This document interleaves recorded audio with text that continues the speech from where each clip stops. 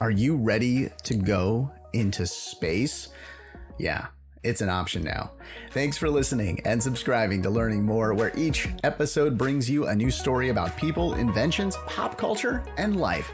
I am Russ, and this week we are talking about space tourism.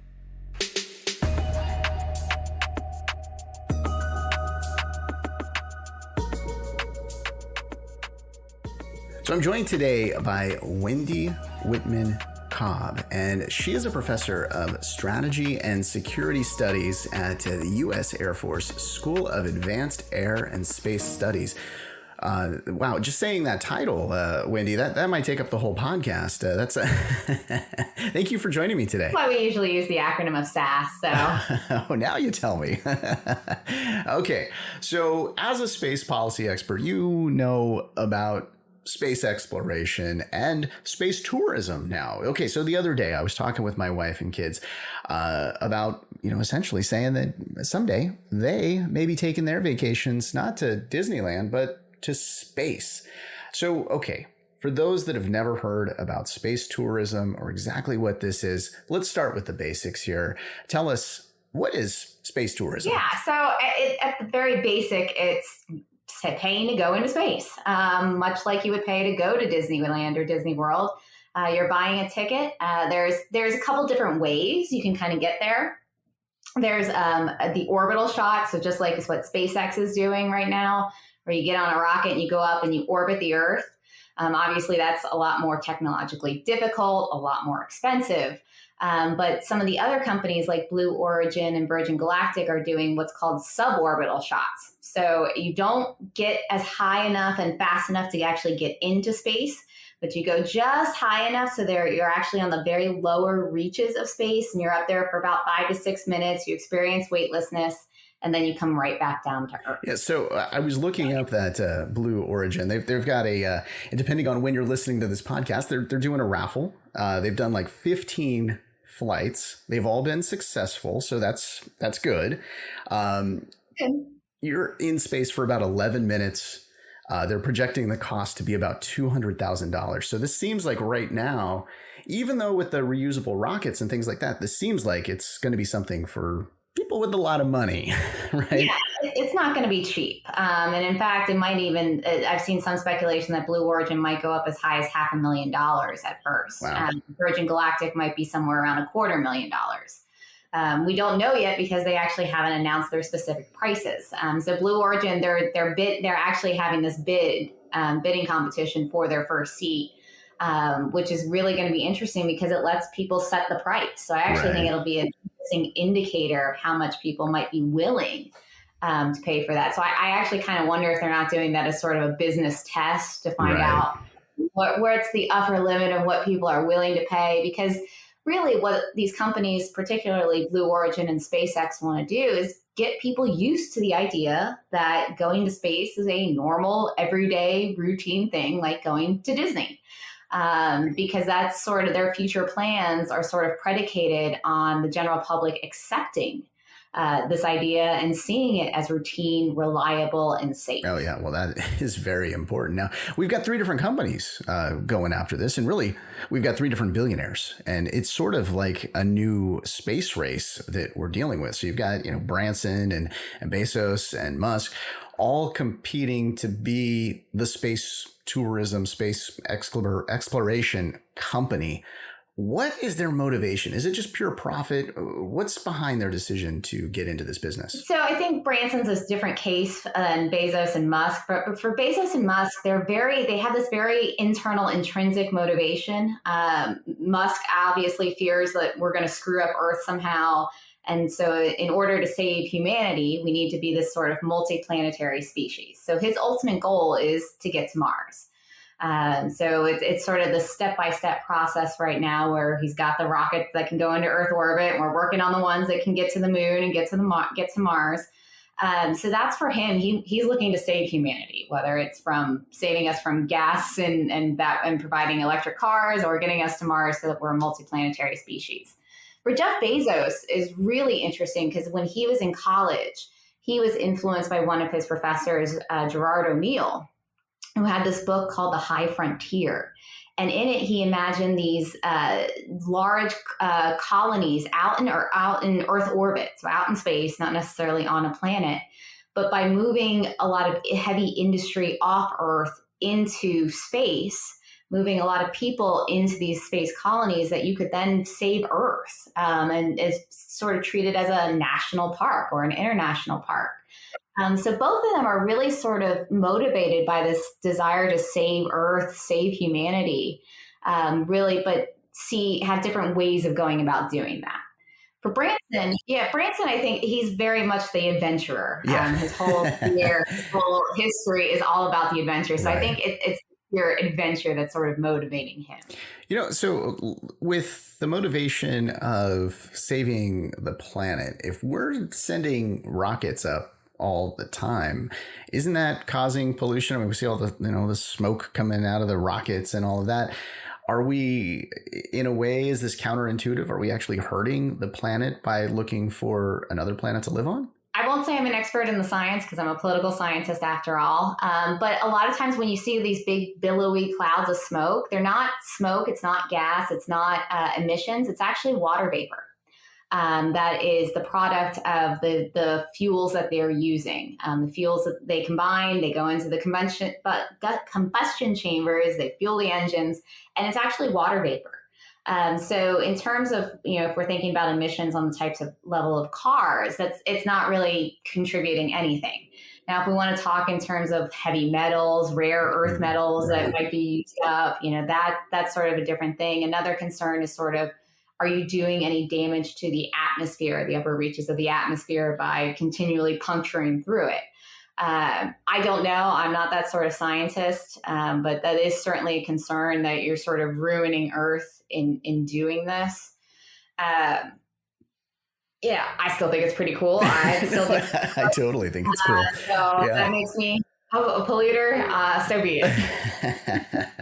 No, I think that, all of this over the last few years, it's been so exciting to see sort of this space race. Because, so on another podcast that I have, I talk about the historical events, and many of those are, back in the 60s, kind of during that first space race. The Russians got Yuri up there, and a month or so later, now the United States is up there. And there was all this back and forth about getting to the moon first and all of that. And it's like we have that now with Mars. And how cool is that, right? Like, what an exciting time to live. It's awesome. I grew up in Florida, so I got to live my childhood seeing space shuttles go up. Oh, that's so cool. And it was really cool. And once I got old enough and to be able to drive, I would, drive over to Kennedy and actually be able to see them in person. So I got to experience that really kind of very up close and personal. So to be able to watch SpaceX today, I do not miss a test shot. I'm on that live stream watching it. And it is really exciting to somebody who got to see that. And I want other people to be able to see that and experience that and understand the excitement and the enthusiasm that brings. That's really a cool part of it to me. And I think it's really important from the political end of it too, that we have a public that is supportive of those types of efforts, because unfortunately, the public isn't very supportive of major space exploration efforts on the part of the United States government in particular. So I think there's kind of also this hope that this space race amongst the billionaires is also helpful in terms of spurring national development and national efforts in terms of space exploration. So why, we'll make our case in case we have somebody that is listening that is kind of not for space exploration. Why should we do this? So the biggest criticism that I ever hear about space exploration is you're spending this money up in space, you're throwing it away. What good is that doing you? In reality, all of that money is being spent here on Earth. So think about just like NASA. A lot of their big centers are located in the South in states that are, used to be at least, not very economically developed. So Florida, Alabama, Louisiana, Texas. And so particularly like in the space race and even through today, these sorts of efforts, these high-tech, expensive efforts that attract highly qualified, highly educated people are economic development projects for those areas. So you're not spending any of this money on the ground or in space. You're spending it on the ground in areas that could use that sort of economic development and economic assistance. In addition to that, we get a ton of spin-offs from space exploration technology. Think about Apollo. The Apollo program contributed to the miniaturization of electronics because we had to get them small enough and light enough to get on that. So all of these spin-offs that we get, think about GPS. That's a space system that we use every day, and it's not just getting you from place to place. Also, these super precise timing signals that all financial transactions are sort of measured against. That's how we time them. So a lot of these space systems actually underlie our entire global economy.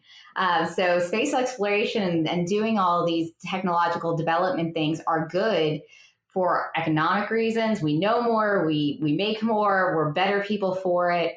And I think there is this sort of innate drive to explore and understand and learn that I think that feeds, at least. Oh, yeah. Well, and the thing is, I feel like space tourism could sort of supplement some of that, because I read somewhere, I believe it was like $4 billion a year on the International Space Station. That's how much we're spending.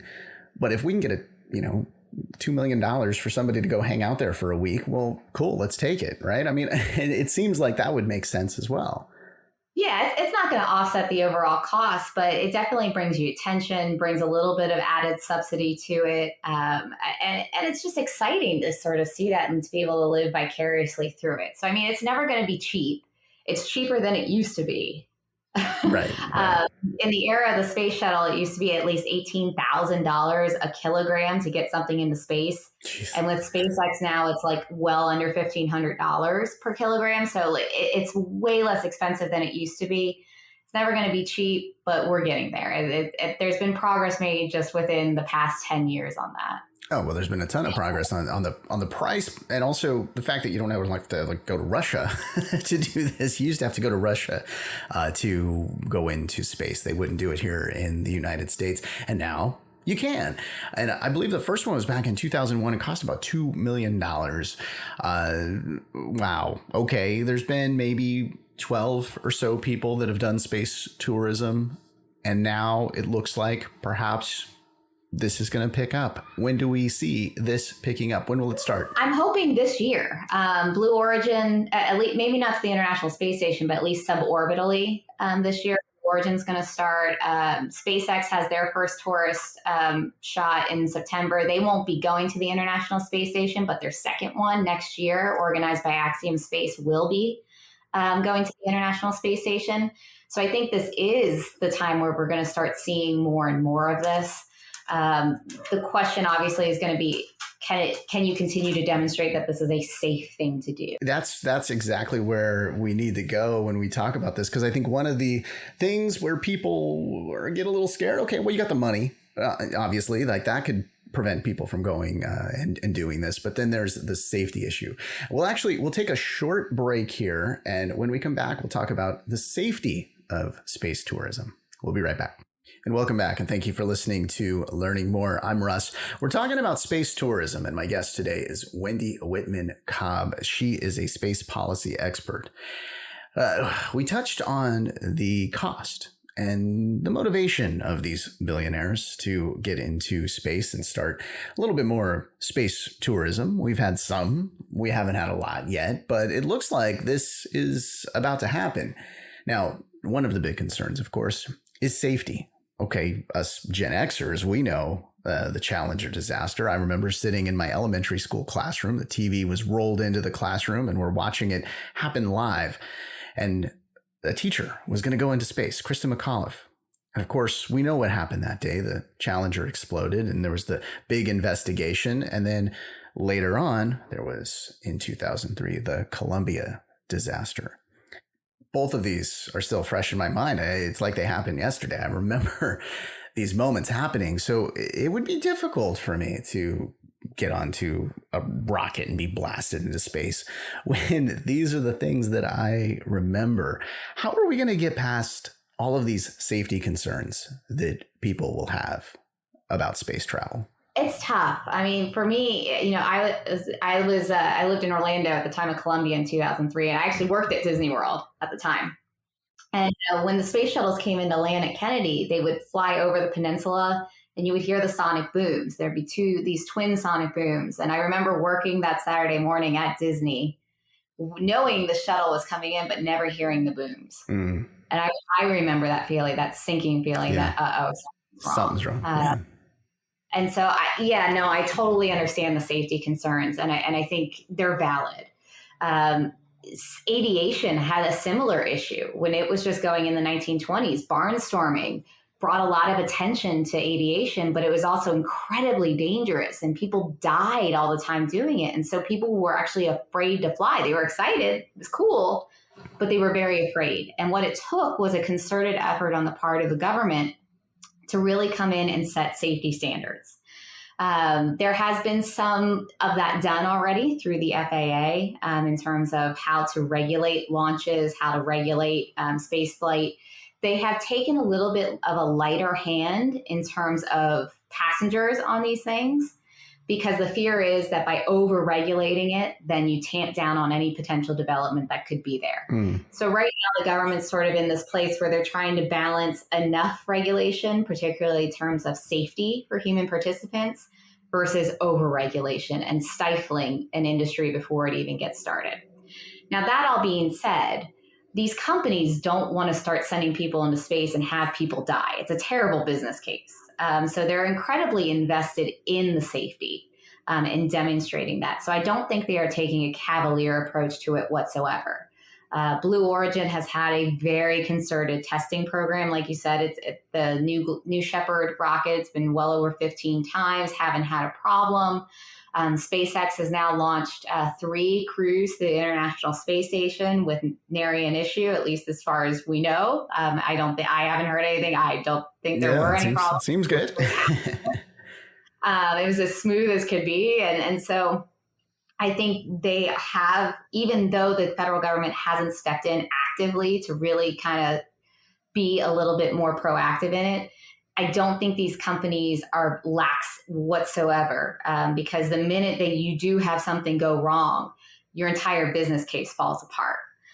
So I do think that they are taking extra special care. Virgin Galactic, they've been saying for well over a decade now, it's right around the corner. It's right around the corner.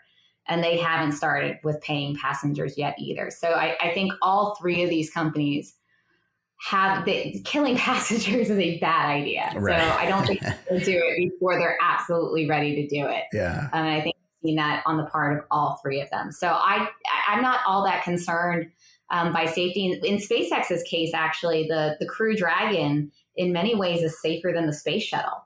The space shuttle on launch, if something went wrong, like in Challenger, there was no emergency ejection system. Like you had to ride that out. With SpaceX on the Crew Dragon, they actually can separate themselves from the rocket in the case of emergency. So there's actually, I think, a little bit more safety built into SpaceX's system than even the space shuttle had. Oh, wow. I actually saw, I got sucked into the Blue Origin and the New Shepard rocket and kind of checking that out.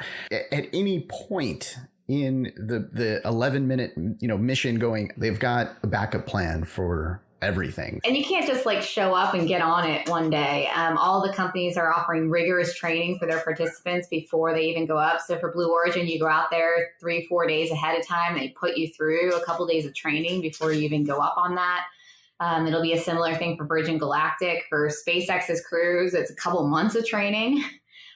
So you're not just going to, like a ride at Disney World, you're not just going to walk up, get on and have it be done. There is a significant amount of effort that you have to put into it if you want to do it. Gotcha. So not only do you have to invest the money, but you got to invest some time to get up there and make all this happen. So, okay, I've been wondering this the entire time. Would you do it? Absolutely. Yeah. My husband and I were actually just talking about this the other night, and we're like,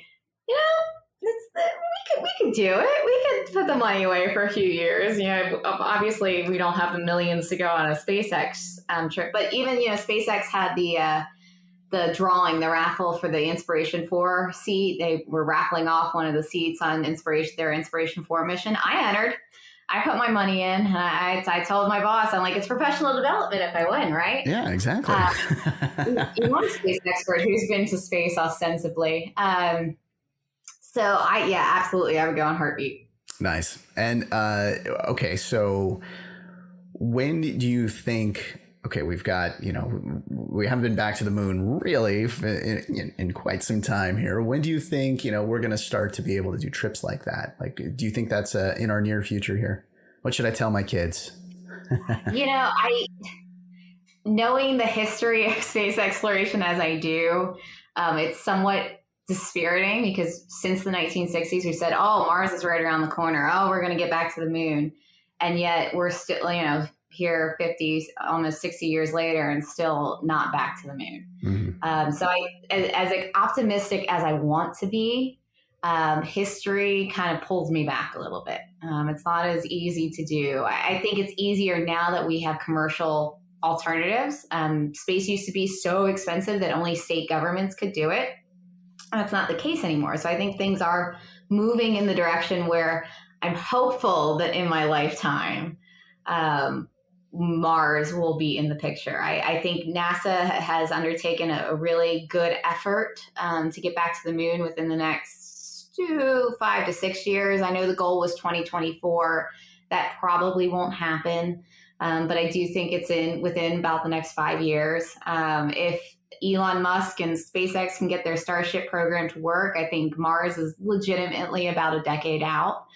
So I think this is closer than it's ever been. But then again, we've been saying that since the 1960s. And so I tend to pull back a little bit just seeing the lessons of history there. Gotcha.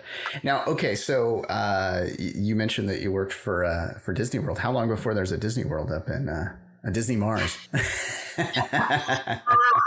be a little bit longer. Yeah, I mean, I'm sure Disney would do something like that where they'd throw it out there. Disney Mars. Okay, well, the thing is, right now though, we do have this kind of track to get up to Mars, hopefully, and as you mentioned, maybe it's in the next decade. Something that Elon Musk said not too long ago was there's going to be people that die going to Mars. Is going to Mars a one-way ticket as you see it? It's quite possible. Space is hard and it's dangerous, and it's not where humans are most suited to live. There's radiation, right?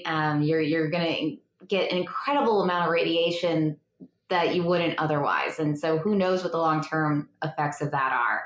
1,000,001 things could go wrong between here and there. We've all seen The Martian with Matt Damon. Yeah. Things go wrong. It's going to happen. I do think that's an unfortunate reality. I have to hope that doesn't put a damper on these sorts of plans. You got to kind of, I think, put it in some historical context when you think about the number of people who died on the Oregon Trail. Right. It wasn't just us Gen Xers playing the Oregon Trail video game in the 80s and 90s. Real people died on the Oregon Trail. I mean, anything that is this worthwhile is going to have people suffer. And I hope that isn't what keeps us from doing something as exciting as that. And you've got some great articles on The Conversation, and I'll put links to those articles so that people can go check those out and learn a little more from what you've written on The Conversation.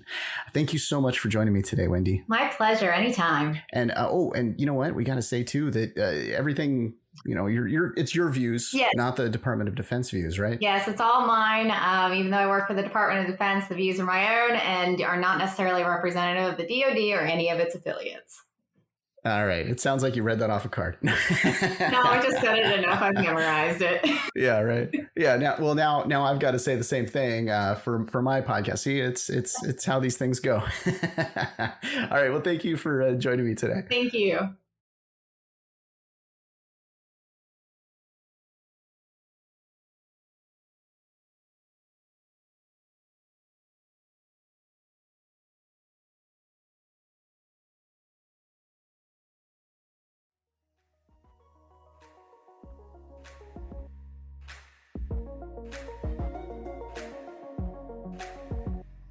All right. And thank you for listening to Learning More.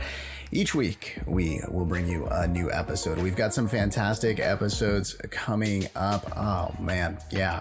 Pandemic dating. What is that like? What is the status of online dating and what is going on? And what's with all those big fish pictures? I'll tell you about all of that. We also have an episode coming up about the mRNA vaccine and how mRNA is becoming kind of a household name. But what does it exactly mean and what can it do for us in the future?